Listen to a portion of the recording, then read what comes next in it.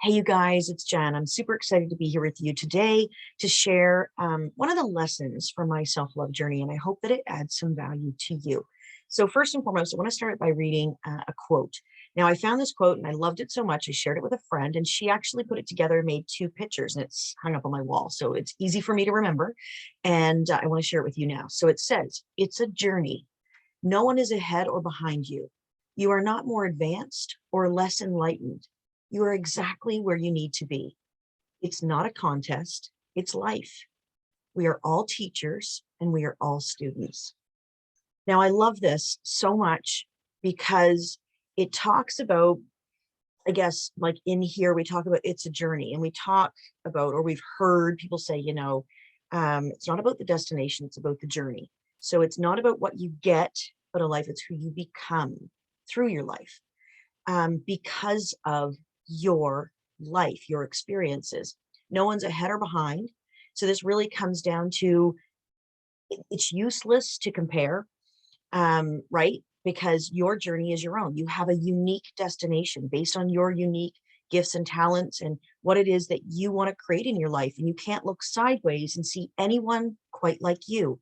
You have a unique journey to take yourself. So that's really great because you're really only in competition with yourself, if there's any competition at all. But certainly, I think we have this innate desire to grow. So I think that's really important. So you're not more advanced or less enlightened. Again, going back to that comparison piece, bless and release attaching any judgment to where you are. You are exactly where you need to be. That's the next line in it, right? It's not a contest, right? So you don't need to compete necessarily with anybody else.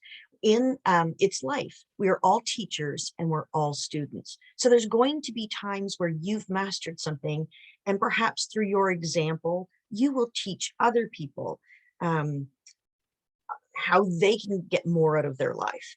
But we're also students, and we have to be very fluid with those two things, because even as something that you've mastered, there's still more to learn. There's always more you can learn. So we have to really think about that piece of, in this moment, am I a teacher or am I a student? And be very fluid. Be like water with that one. So I just want to share something with you that I learned on my self-love journey. So no matter where you're at, right, with what you're currently experiencing in your life, our lives are happening for us, not to us. It's happening for us. And if we choose to move through our life with that lens, that things are happening for us, then we can use that as a filter to create a practice to every day as you bump into those things that aren't so fun, aren't so pleasant, maybe downright traumatic or anywhere in between. If you can look at that, and yes, okay, sometimes if it's a trauma, you have to give it its time, and you'll be in that moment. But as you can come out of that moment, then you can say, why is that happening for me? What could I gain from this? What lesson could I learn?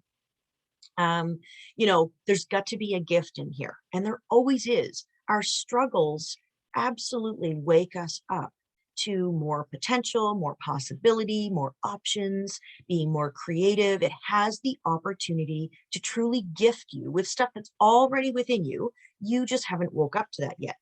So I posted this quote out onto my profile, and I'm not going to say the quote, but you can go look at that. But it just said, the problems, right, that we're really experiencing in life are irrelevant. It's not that it's not important. So don't go down that rabbit hole.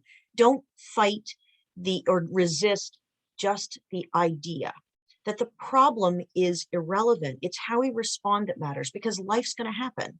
So you getting caught up in deciding whether or not that life should have happened to me, or that experience, why did that happen to me? Staying over there keeps you a victim. Come on over here where it just is what it is. Now, how are you going to respond? And how can we respond more intelligently as we grow, right? How can we be that student in our life so that we can, experience more life, a more full, more meaningful, more fulfilling life? And how can we help other people do the same?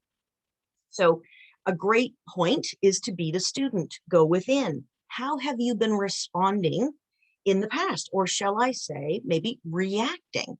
Oftentimes we have like knee-jerk reactions rather than take a pause, take a look, evaluate, reevaluate, and then choose to respond more intelligently. So oftentimes we have these knee-jerk reactions, knee-jerk thoughts, right? I mean, all this unconscious stuff is sitting right, like almost at the tip of your tongue and ready to go.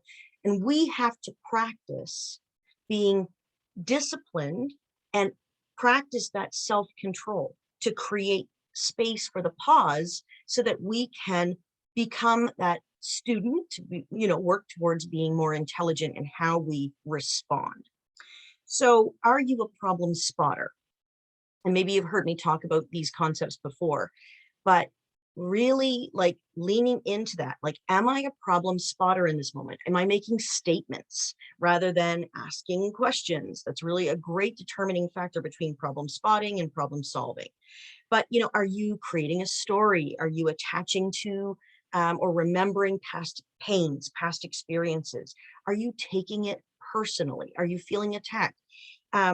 In all of this, you're very disempowered because you are coming from a place of being a victim. And granted, I won't dismiss the fact that we are at times a victim to an experience, but you are not a victim to your responses. You can choose the outcome because the outcomes in your life are not dictated by the events. They are 100% dictated by how you choose to show up and respond in your life. So I would encourage you to shift towards becoming a problem solver. Yes, spot the problem, but don't stay there long. Use that as an opportunity to reflect, not judge yourself, be kind, practice self-love in that process, and just say, like saying to yourself, I didn't know better, but now I do. Now I have that, that discipline and that self-control, and I can give myself that pause, and I don't need to attach to any story. I can just let go for a moment and become a little more wise by being willing to stay with it until it sort of speaks to you and it lets you know, hey, your gut will kind of tell you, maybe try this. Your gut is there for you, but we do have to be, mindful of creating space and quiet so that we can hear those inner knowings and start to trust them. That's a process in itself, and that's a practice in itself, because oftentimes trust is something that we don't really have because we've learned to not trust other people. But trust me, in your life, you don't need to trust other people. You need to learn to trust yourself. And then trust is no longer an issue for you, because if you can handle whatever comes your way, which we can, we'll figure it out. If we don't know right now, you don't need to know everything. You just need to know that you'll figure it out, or you'll find someone who has figured it out, and there are solutions there.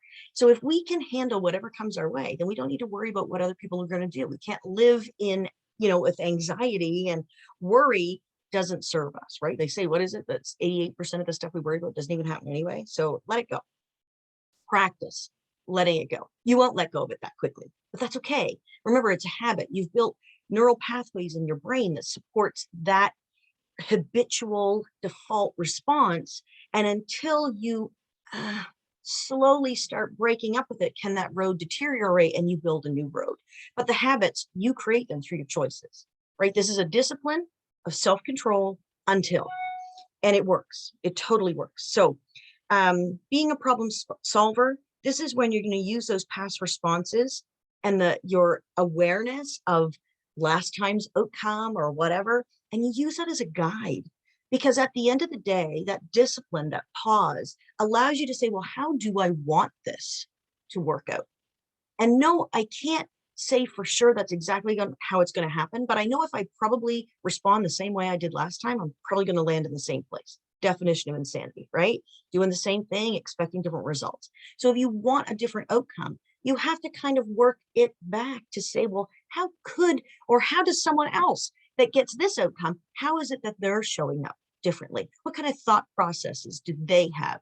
And what characteristics of myself do I need to practice, right? Work out, such as patience, discipline, self-control, all these things, forgiveness, whatever it is that I need to practice to move towards that.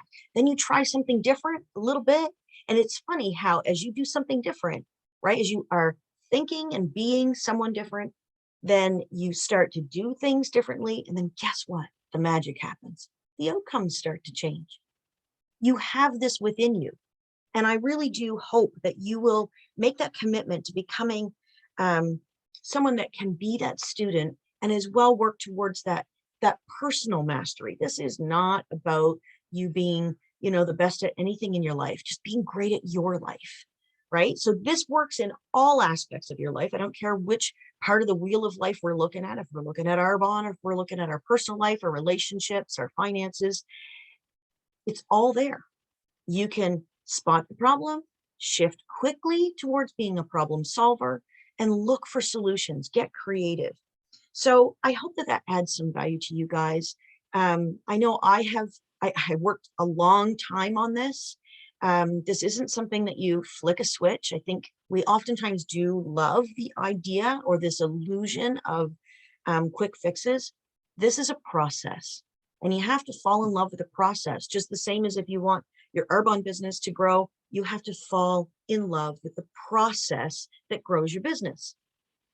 This is going to grow your life and your business and everything in between. So I love you guys. I hope this added some value to you. And I look forward to chatting with you again soon. Bye.